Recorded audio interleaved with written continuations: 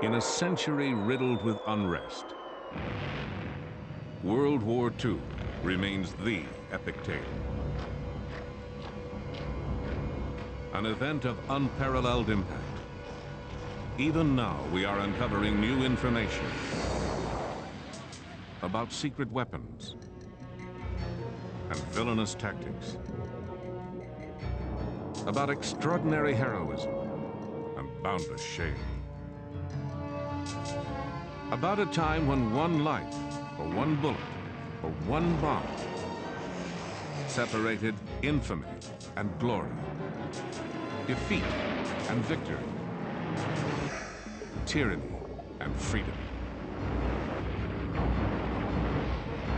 Untold stories of World War II.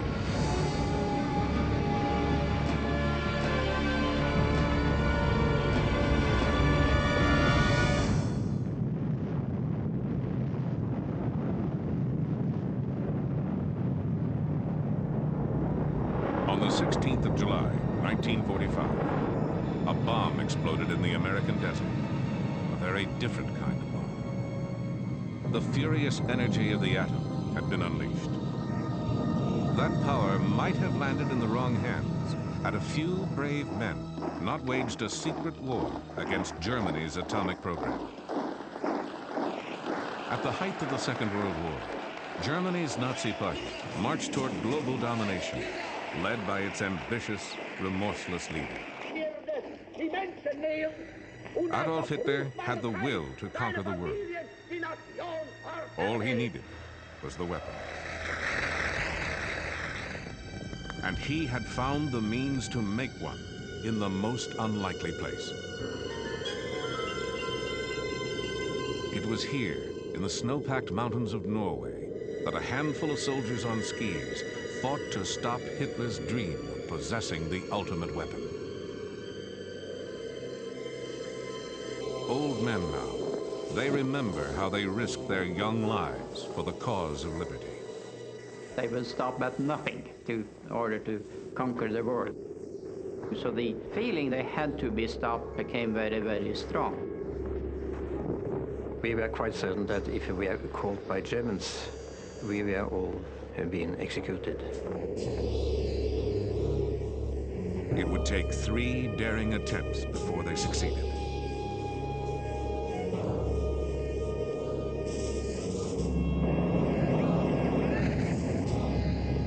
April 9th, 1940. German warships penetrated Oslo Fjord. The Blitzkrieg had come to Norway. Within 2 months, the besieged nation was forced to surrender. Well, it took some time to realize it, actually, but when autumn 1940 came and the darkness came in over Norway, you suddenly realized that it was not the same Norway you had the year before.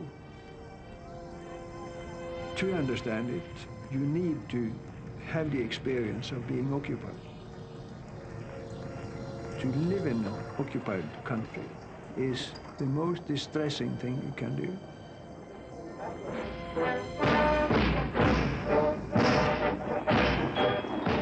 A vast occupying army flooded the country.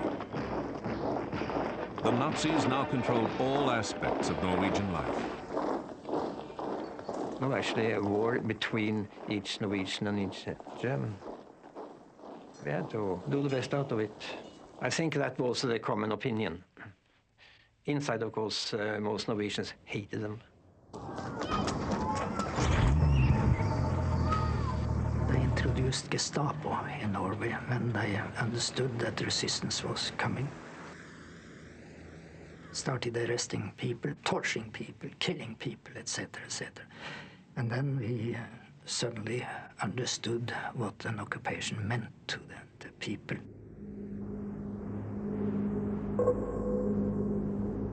Hitler's grasp extended into every corner of the country.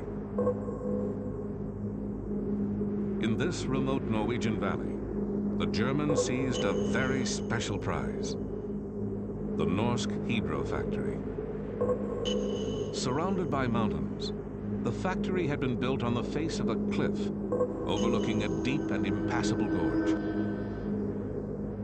For the Nazis, it was an ideal location for a wartime project, difficult to bomb and easy to defend. But to the generals in Berlin, Norsk Hydro offered even more. In 1940, it was the only hydroelectric plant in the world producing large amounts of an extremely rare substance, deuterium oxide, also known as heavy water.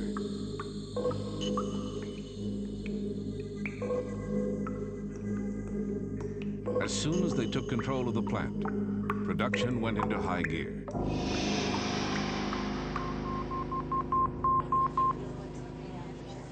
When word reached Great Britain, a powerful sense of foreboding swept through the Allies. As the most likely target for a German A-bomb, Britain faced the greatest peril. Is it possible they do not realize that we shall never cease to persevere against them until they have been taught a lesson which they and the world will never forget? Winston Churchill's spirited defiance of the Nazis became a rallying point for resistance fighters from all over conquered Europe. Young Norwegians, eager for combat, joined the army of exiles gathering in Britain. There was no sacrifice that was too big to try to get the Germans out. Well done. The British created a secret organization, the Special Operations Executive, to fan the fires of resistance. You volunteered and you were trained by the British to go back to Norway and work behind the lines on sabotage, instruction, reporting, radio information, wireless operating, and that sort of thing.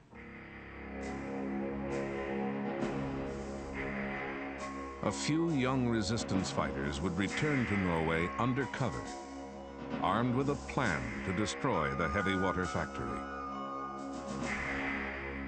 They were country boys and city kids, engineers and outdoorsmen, university students and career soldiers.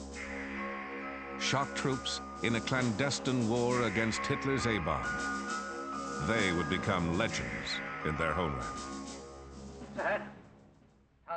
And some of them would even star in this 1948 movie, chronicling their real-life exploits. Scenes from this film give a revealing glimpse of the daring mission. October 18th, 1942. 4 of the men returned home in a dangerous night parachute jump. Their mission, to guide a British explosives team to the heavy water plant. When we were leaving for the dropping zone, you felt that some of the people sending you didn't expect to see you once more. So we had to more or less to cheer them up and say it's not this easy to get rid of us. We will be back. Just wait and see.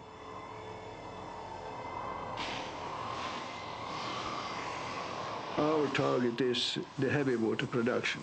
That was all. They said it's important and we have to destroy it. I knew that heavy water was important for the Germans' weapon production, but in which way, I had no idea. The commando's first objective was to establish a secret landing field on the Hardangervidda, a huge plateau north of the factory. Crossing that bleak expanse, the Norwegians took over an empty cabin and made radio contact with England. The operation could begin. For the first sortie, the British sent a force in gliders towed by bombers, a plan that needed clear weather. But over Norway, clouds, winds, and snow had cut visibility to near zero. For the Norwegians on the ground, the flight had become a disaster waiting to happen. I tried to get connection with England and warn them, but at that time it wasn't possible.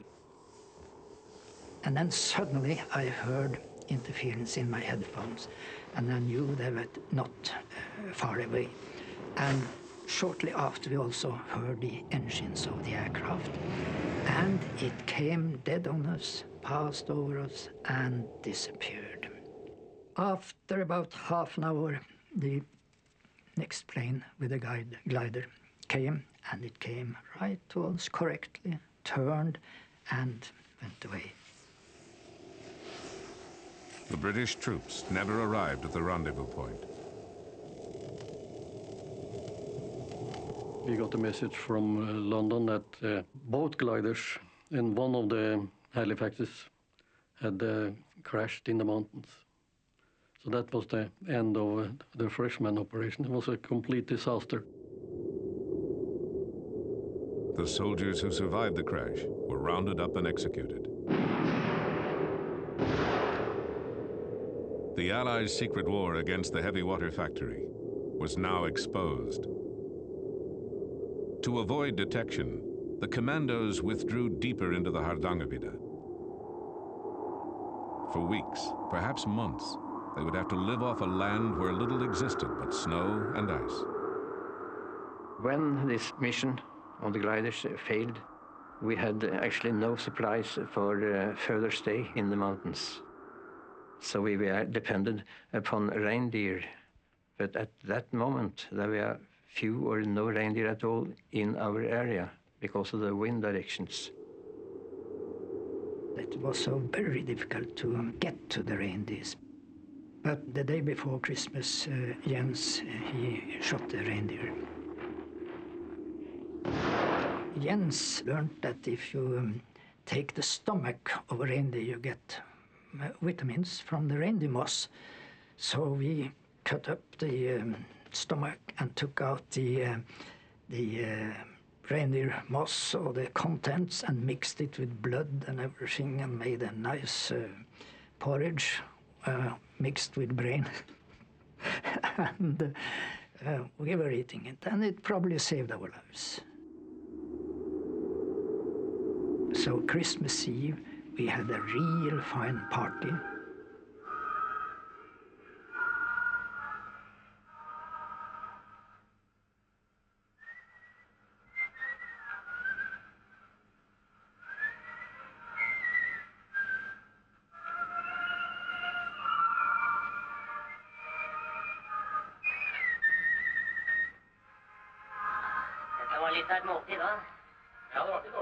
We chatted. We had a good time at Christmas Eve. I remember well.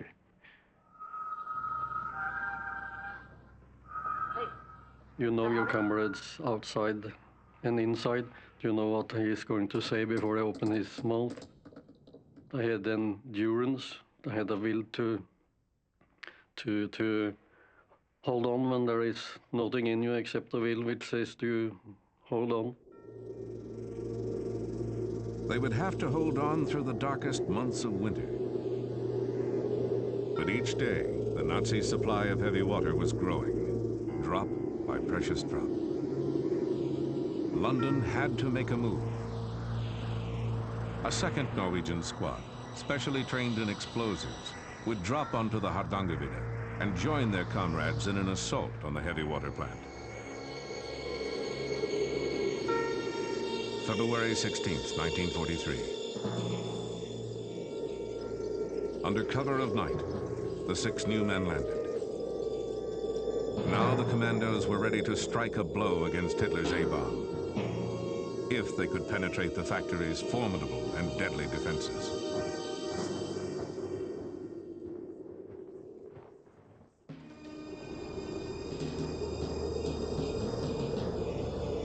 To the commandos, the heavy water plant appeared impervious to attack. To reach the factory, the saboteurs had to cross a deep, narrow gorge. There was only one road in, over a suspension bridge. And the bridge was patrolled 24 hours a day by German soldiers. Any direct assault would be doomed. But the chasm itself, with its steep, icy wall, lay unguarded. Some of us said we thought it was rather impossible to cross that gorge, but it was decided that one should go down and find out. in daylight. I went down into the valley. I climbed down the gorge, crossed the river, and started climbing up on the other side. And then the same way back, up to my friends up in the mountains, and told the facts that it was possible to cross the gorge.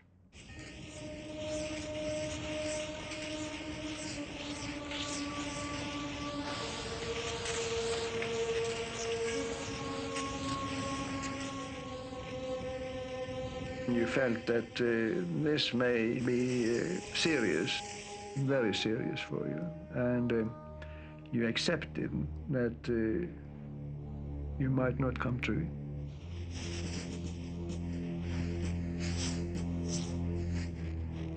And we climbed down the river and up on the other side, and our plan was to get in position for the attack by 11:30, because at 12 o'clock at night there was a guard shift down on the suspension bridge.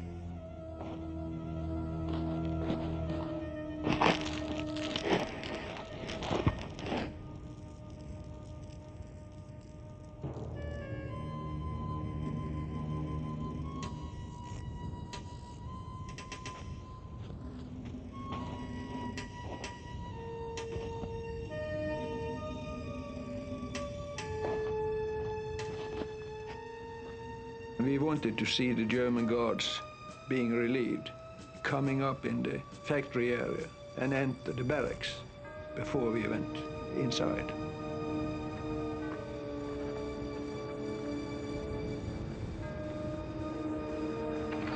We all thought we would be discovered when we forced the gate, but nothing happened. Two of us carried a full set of charges. In case one should be shot, there should always be reserve. The task for the demolition team: to attach explosives to the heavy water cells located in a basement room. Meanwhile, their comrades on lookout waited. Each passing moment increased the chance of discovery. If we had been discovered, I knew that during such circumstances, you will have to act. So they shoot. If a shot would, of course, maybe spoil the whole operation. Inside, they overpowered a Norwegian workman. Holding him at gunpoint, the saboteurs placed their charges, pausing only to decide how much time they would need to escape before the blast. Suddenly, they were interrupted by their captive. We broke in and said, "It's all right, you may blow the factory, that's all right, but may I have my glasses, because it's hopeless to get no glasses in Norway today." And you would have thought that you probably said, "Damn your glasses, you have no time for looking for glasses." But instead you dropped what you were doing and you searched all around the room, and you found the holster for his glasses and gave him, and he said, "Thank you very much." And so we went on with taping the fuses.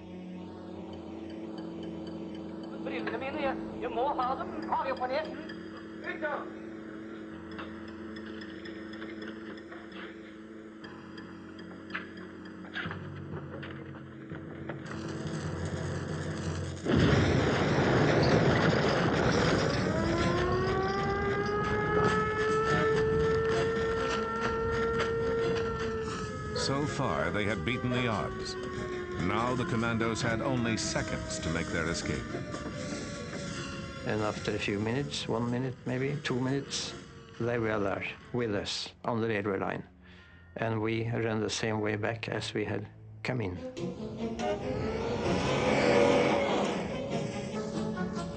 The road condition and the snow condition were excellent, because on the railway quite a lot of the snow had blown away on the outer side, and that was frozen solid ground, and we didn't put a mark. So everything was actually on our side.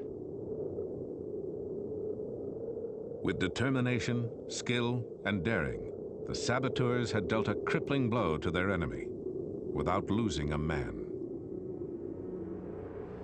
But heavy water had become a German priority, and within 6 months, the factory was back in operation. The Allies had to assume the worst. Nazi scientists were closer than ever to building a bomb. another attack on the factory was set in motion. This time from the air. In a bold noonday raid, 176 American bombers hurled destruction at the plant. The raid damaged factory buildings and killed civilians in a nearby shelter. But the heavy water, secured in the basement, went untouched. With production halted, the Germans decided to move the operation to the safety of the fatherland and inadvertently gave the commandos one last chance to destroy it forever. We had got information from London that the Germans had planned to take down the remaining heavy water. Team members secretly scouted the route.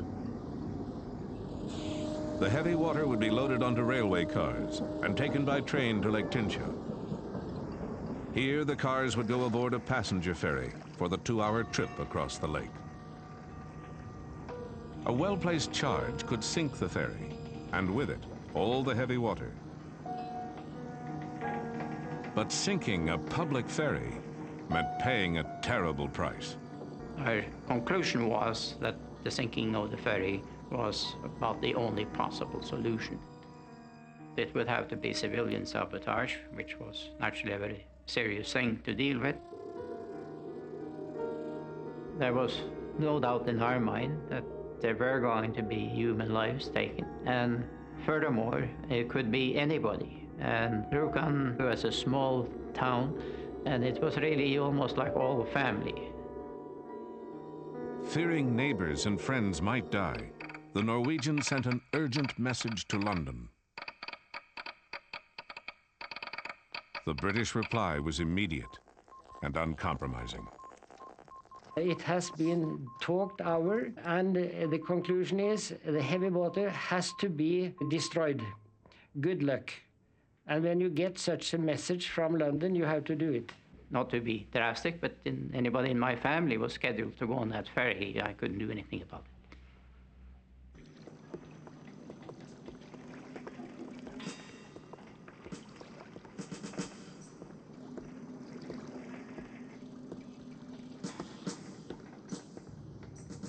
The Germans never put any guards on the ferry. They were watching the barrels on the railway. But the ferryboat itself was not guarded at all.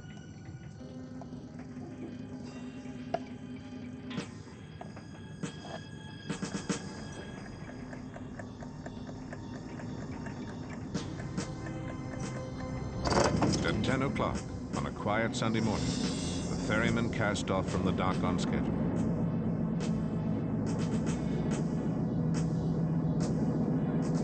"45 minutes later, at the appointed spot, a blast tore through the bottom of the boat.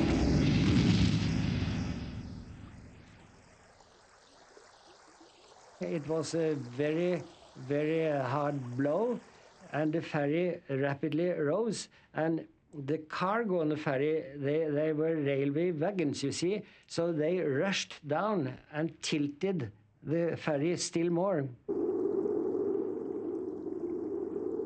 Within moments, the mortally damaged ferry had sunk beneath the surface, carrying with it innocent passengers and Nazi Germany's atomic ambitions. The heavy water being on board went down with the ship, and it's still on the bottom of the Tincha Lake.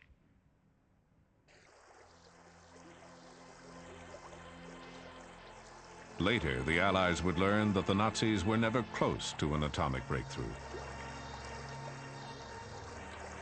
The U.S. won the A-bomb race.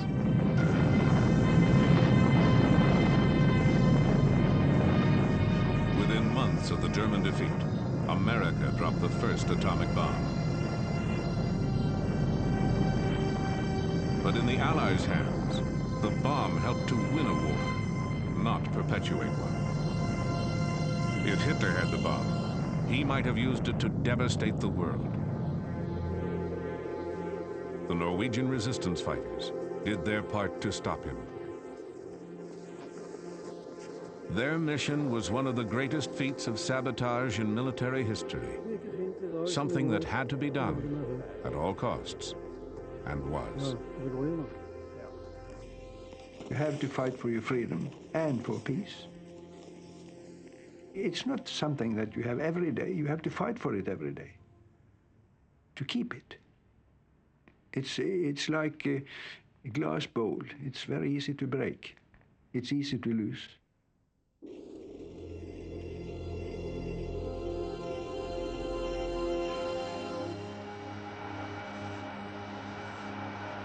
Half a world away, on December 7th, 1941, Americans learned the cost of freedom when Japan devastated Pearl Harbor. That sneak attack included the stealth weapons of their day, midget submarines. They were sleek, deadly, and until now, consigned to history.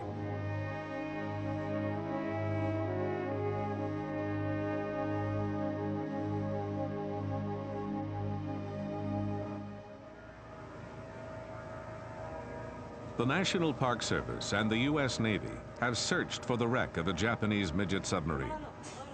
An hour before the Japanese savaged Pearl Harbor, a U.S. destroyer sank the tiny vessel. The encounter could have warned American forces that bombs and torpedoes were about to rain on Battleship Row, but it did not. Hold that. Shift her around. Marine archaeologist Dan Lenehan directed the hunt for the midget sub. Jim Delgado was the project's historian. Their collaboration grew out of earlier research below the surface of Pearl Harbor. They searched for evidence of a bygone conflict, a battle waged underwater by 5 midget submarines. One sub played a special role. And what's particularly exciting about the midget sub that's outside the entrance is it would have